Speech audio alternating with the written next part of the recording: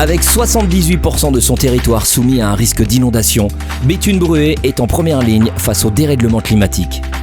Traversé par plus de 600 km de cours d'eau, ce territoire a fait de la gestion de l'eau un enjeu majeur. Inondations, ruissellement, débordements. Pour mieux prévenir ces risques, la communauté d'agglomération Béthune-Bruay-Artois-Lys-Romanne a pris les choses en main. Depuis 2018, une mission claire a été confiée aux intercommunalités, la GEMAPI, la gestion des milieux aquatiques et la prévention des inondations. C'est un outil d'action locale pour protéger les habitants et préserver nos rivières, nos zones humides, nos digues et nos berges. 4 grands objectifs guident cette mission. Aménager les bassins versants, entretenir les cours d'eau, renforcer les protections contre les inondations et restaurer les écosystèmes aquatiques. Pour mener à bien ces missions, la communauté d'agglomération a mis en place une contribution GEMAPI depuis 2021 pour financer ces chantiers vitaux. Cette contribution GEMAPI a permis d'accélérer le programme de lutte contre les inondations.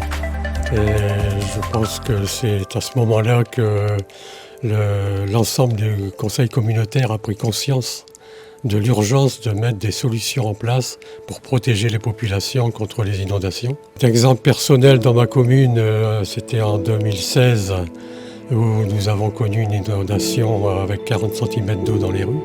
Et donc on a mis en place cette taxe GEMAPI dont le produit de la taxe qui nous dégage actuellement 8 millions d'euros par an.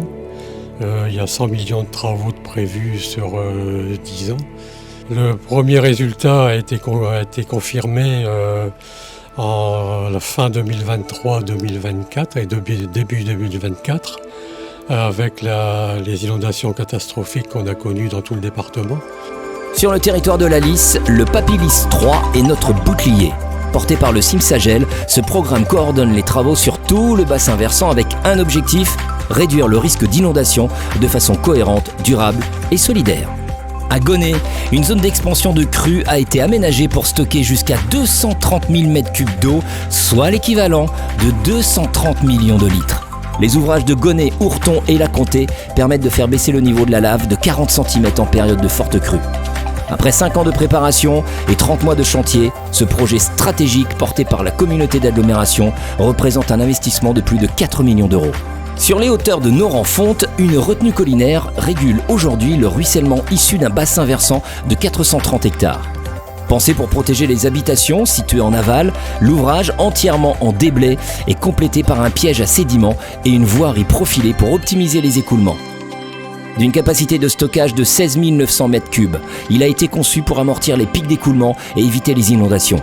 Ce chantier a mobilisé plusieurs entreprises et surtout la régie de la direction des milieux naturels et des risques de la communauté d'agglomération dont les agents ont assuré la majeure partie des travaux.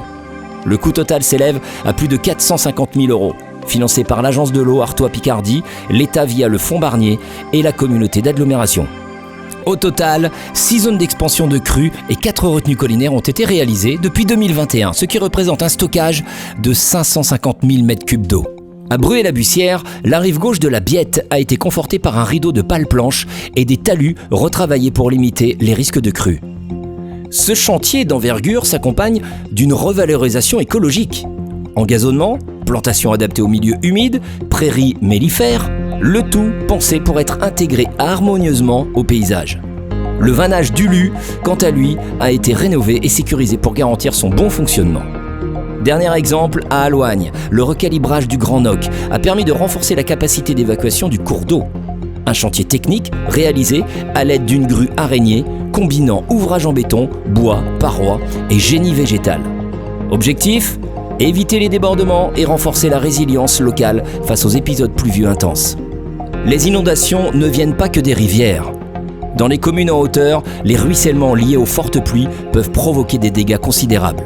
Pour y répondre, la communauté d'agglomération déploie un programme complet reposant sur 2 piliers. D'un côté, on ralentit l'écoulement des eaux en favorisant des techniques douces. Haies, fascines, fossés à redans sont autant de solutions naturelles pour freiner l'eau. De l'autre, on restaure les anciens fossés indispensables pour évacuer les pluies dans les communes du bas pays. Suite aux inondations 2023-2024, des travaux de confortement de berges, de désenvasement de fossés et cours d'eau, d'entretien de la vieille Lys ont été réalisés. C'est 2,2 millions d'euros qui ont été engagés pour répondre à l'urgence. La communauté d'agglomération mène un programme structuré pour améliorer l'état écologique, hydraulique et morphologique de ces 610 km de cours d'eau d'intérêt communautaire. Au cœur de cette dynamique, les plans de restauration écologique. Ces interventions permettent de restaurer des cours d'eau dégradés, de stabiliser les berges, d'améliorer la biodiversité et d'augmenter la résilience hydraulique. Ces actions coordonnées participent à un objectif clair: rendre les rivières plus vivantes, plus naturelles et mieux préparées aux épisodes climatiques extrêmes. Si notre territoire est en première ligne face aux défis climatiques, il l'est aussi dans les solutions. Voilà, donc je pense que tout le monde a bien pris conscience de l'importance de mettre de l'argent pour préserver toutes les communes concernées le long du bassin versant. Et je pense que la taxe Gemapi, si elle a pu effectivement être un peu critiquée, un peu pas comprise, je pense qu'après les événements de 2023-2024, tout le monde a bien compris que cette taxe, elle est également solidaire pour toutes les communes le long du bassin versant. On a réalisé à peu près 2/3 de ce qu'on voulait faire et ça a fait ses preuves, j'allais dire depuis quelques mois, où globalement nous avons à peu près réussi à laisser au sec beaucoup de nos habitants. Grâce à l'engagement de la communauté d'agglomération, des équipes mobilisées sur le terrain et des investissements constants, Béthune-Bruay devient un modèle de résilience et d'action publique concrète.